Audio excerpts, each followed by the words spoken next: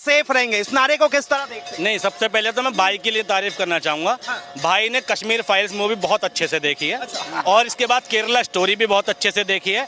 हम उस दौर में जी रहे हैं जब ड्रामे को देख के हमारी आंखों में आंसू आ जाते हैं और वास्तविकता को देखकर हम कहते हैं ड्रामा चल रहा है। हम उस दौर में जी रहे हैं। आज की बेरोजगारी इस वक्त इस व्यक्ति को नहीं दिख रही।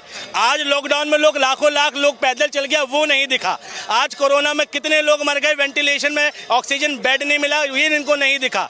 मोदी जी ने महामारी के टाइम पे गरीब लोगों के लिए ट्रेन नहीं चलाई, लेकिन पटरियों पर चलते हुए लोग ट्रेन से कुचले गए नहीं, वो नहीं दिखा। इसे मौजूद भारत की पीड़ा नहीं दिखती। जिस भारत में ये मौजूद नहीं थे, 90 के टाइम पर ये बालक रहे होंगे, अगर होंगे तो, या पैदा भी ना हुए हों, ये हो सकता है। इन्हें उससे पहले की घटना बताया जिन्हें जो लाइफ इन्होंने जी नहीं है, लेकिन वर्तमान की स्थिति को देख के रो नहीं रहे हैं, या उस स्थिति को देख कर रो रहे हैं जो इनके सामने घटी नहीं है। तो ये बड़ी दुखदाई बात है। और रही बात बटेगी तो कटेंगे, ठीक है, बिल्कुल सही बात है। थोड़ा नारा पुराना हो गया, इस पे बाद में आएंगे, पहले इस पे आइए। एक है सेफ है, बिल्कुल एक हैं, सेफ हैं। हिंदू मुस्लिम सिख ईसाई आपस में हम भाई भाई, नारा था ये। लेकिन प्रॉब्लम शब्दों से नहीं है, प्रॉब्लम लोगों की विचारधारा से है। भाई मोदी जी इस नारे को, नारा शब्द तो ठीक है, लेकिन वो कहते हैं मुंह में राम बगल में दिल में नाथुराम। मोदी जी उस विचारधारा से आते हैं। एक हैं तो सेफ हैं के पीछे सारे भारत को एक करने की बात मोदी जी नहीं कर रहे हैं। मोदी जी जो बात कर रहे हैं वो समुदाय विशेष की बात कर रहे हैं। मोदी जी जो बात कर रहे हैं देश में बहुसंख्यक लोगों की बात कर रहे हैं। मोदी जी जो बात कर रहे हैं देश में बहुसंख्यकवाद की बात कर रहे हैं, और उसमें भी अपर कास्ट की बात कर रहे हैं कि भैया बटो मत। मैं कह रहा हूँ मोदी जी ने ये क्यों नहीं कहा कि हिंदू मुस्लिम सिख ईसाई आपस में हम भाई भाई, क्यों नहीं कहा? बहराइच जैसा दंगा हो गया, हमारे देश का प्रधानमंत्री किसी के जन्मदिन पर ट्वीट कर देता है वे जन्मदिन मुबारक हो, लेकिन बहराइच जैसा दंगा हो गया, ट्वीट नहीं आता कि देश में बहराइच के लोग हिंदू मुसलमान ना करें, हम भाईचारा कायम रखें, हम आपसी इस देश के नागरिक हैं और सबसे पहले इस देश के नागरिक हैं। भाई भाईचारा को कायम रखें, कोई आपस में भेदभाव ना करे। मोदी जी, योगी जी ऐसी कोई अपील नहीं करते हैं। मोदी जी झारखंड में भाषण देते वक्त उन्होंने साफ तौर पे कहा था कि आखिर कैसे आपने देखा होगा कि हिंदू आस्था पर ये लोग चोट पहुंचाते हैं, कैसे ये आपकी बेटियों को लेके चले जाते हैं, कैसे आपकी ये रोटी छीन लेते हैं। मैं 2014 के मोदी जी को देख रहा हूं। जिस व्यक्ति ने कहा था बहुत हुई महंगाई की मार, अब की बार मोदी सरकार। जिस व्यक्ति ने कहा था भाई बेरोजगारी की मार, अब की बार मोदी सरकार। जिस व्यक्ति ने कहा था मेक इन इंडिया बनाएंगे, जिस व्यक्ति ने कहा था 100 स्मार्ट सिटी बनाएंगे, जिस व्यक्ति ने कहा था घर घर शौचालय पहुंचाएंगे, जिस व्यक्ति ने कहा था घर घर सिलेंडर पहुंचाएंगे, जिस व्यक्ति ने कहा था कि देश में भैया जो जीडीपी है उसको तीसरे नंबर पे पहुंचाएंगे, जिसने कहा था भाई देश में जो है भाई बेरोजगारी को बिल्कुल जड़ से खत्म कर देंगे, हर साल जो है 2 करोड़ रोजगार देंगे। आज मोदी जी के इतने काम के बावजूद देश के प्रधानमंत्री की इतनी हैसियत नहीं है जो ये कह सके कि मैंने काम किया है तो वोट दो। दिल्ली में 70 विधानसभा 70 सीटों का एक मुख्यमंत्री है जिसका क्राइटेरिया भी बहुत लिमिटेड है। स्कूल हॉस्पिटल जैसा काम वो करता है, ठीक है, बिजली पानी जैसी सुविधा बस उसके अंडर है, पुलिस उसके अधीन नहीं है। उसके बावजूद उस मुख्यमंत्री की इतनी हैसियत है जो छाती ठोक के कहता है कि अगर मैंने काम किया हो तो वोट दो और काम नहीं किया हो तो वो वोट मत दो। लेकिन देश का प्रधानमंत्री जो देश का सुप्रीम लीडर है, सारी पावर उसके हाथ में, सारी सत्ता उसके हाथ में, पुलिस उसके हाथ में, मिलिट्री उसके हाथ में, ईडी उसके हाथ में, सीबीआई उसके हाथ में, मीडिया उसके हाथ में, ठीक है, और विपक्ष के कई नेता भी बीजेपी में, ठीक है, भ्रष्टाचारी नेता भी। इसके बावजूद नरेंद्र मोदी की हैसियत और औकात इतनी नहीं है कि वो कहता है कि मैंने काम किया हो तो वोट दो। थोड़ा सा शब्दों का प्रयोग सही कीजिए। ठीक है, नरेंद्र मोदी ये तक नहीं कह पा रहे कि भाई मैंने काम किया हो तो वोट दो। क्यों करना पड़ रहा है देश के प्रधानमंत्री को हिंदू मुसलमान? एक सवाल आपने बहुत अच्छी बात कही, प्रधानमंत्री ने काम नहीं किया, तो आखिर तीसरी बार बीजेपी एनडीए की सरकार इस देश के लोगों ने क्यों बनाई? अंग्रेजों ने भारत पर 200 साल राज किया था, पता है आपको? भारत पर राज करना और भारतीयों के दिलों पर राज करने में फर्क होता है, ठीक है। जबरन सत्ता तो कहीं बना ली जाती है।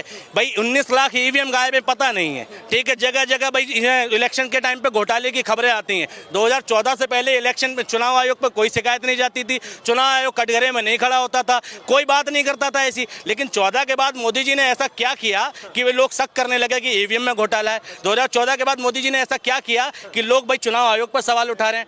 तो सरकार तो हुक से या क्रुक से मोदी जी बना लेंगे, लेकिन भारतीयों पर राज करने की बात है, भारतीयों के दिलों पर राज करने की बात है। आज तक भी मैं कह रहा हूं कि इस देश की जनता मोदी जी को स्वीकार नहीं कर पाई है। 10-20% अंधभक्तों को छोड़ दो तो, ठीक है, देश की 80% जनता आज भी मोदी से परेशान है। भले ही नरेंद्र मोदी तीसरी बार प्रधानमंत्री बन गए हों, लेकिन लोगों के दिल में टीस यही है कि बन कैसा गया साल। देखिए, एक रहेंगे सेफ रहेगा नारा जिस तरह हरियाणा के अंदर चला था, बटोगे बटोगे, ये मास्टर स्ट्रोक था बीजेपी का। अब उसी तरह का ये वाला नारा जो है, अब क्या लग रहा है आपको कि झारखंड में बीजेपी के लिए बिल्कुल सही साबित? मुझे एक बात समझ नहीं आती, 2014 से पहले ये नारा किसी ने दिया क्यों नहीं? क्यों नहीं दिया? क्योंकि इससे पहले बटे हुए नहीं थे। मोदी जी के 10 साल की शासन की उपलब्धि है कि हम बट गए। मोदी जी को खुद पता है और मोदी जी कह रहे हैं मत बटो। यानी मोदी जी अपने ही शासन व्यवस्था की बात कर रहे हैं कि 10 साल में हमने ये व्यवस्था दी है कि तो हिंदू और मुसलमान आपस में बट चुके हैं, इसलिए बटोगे तो कटोगे नहीं। और अगर ये इससे बचना है तो दूसरी सरकारों को वोट दे दो, मोदी जी को मत दो। बटोगे तो कटोगे, बात सच है। लेकिन मोदी जी की जो मंशा है ना, वो हिंदू मुसलमान को एक करने की मंशा नहीं है। बांग्लादेश में मुसलमान नहीं बटे, ठीक, वो एक है, और दूसरे जो अल्पसंख्यक है वहाँ के वो कट गए, यानी हिंदू कट गए। भारत में बहुसंख्यक इस देश के हिंदू हैं और अल्पसंख्यक मुसलमान हैं, तो किसको यूनाइट करने की बात कर रहे हैं? बहुसंख्यक को। बटोगे तो कटोगे से आशय क्या है? तुम बांग्लादेश देना चाहते हो भारत को, तुम बांग्लादेश देश में दंगा देना चाहते हो, तुम देश में रिजाइन सरकार देना चाहते हो, यही तो मंशा है। अगर तुम्हारी मंशा गलत नहीं है तो तुम एक तिरंगे के नीचे क्यों नहीं लाते इस देश के लोगों को? तुम जनगण मन में क्यों नहीं लाते इस देश के लोगों को? तुम हिंदू मुसलमान दोनों में सौहार्द की बात क्यों नहीं करते? मैंने आज तक भी 10 साल की किसी डिबेट में, किसी भाषण में मोदी जी के मुंह से ये नहीं सुना कि देश में भाईचारा कायम रखें, हिंदू मुसलमान के साथ सौहार्द बना के रखें।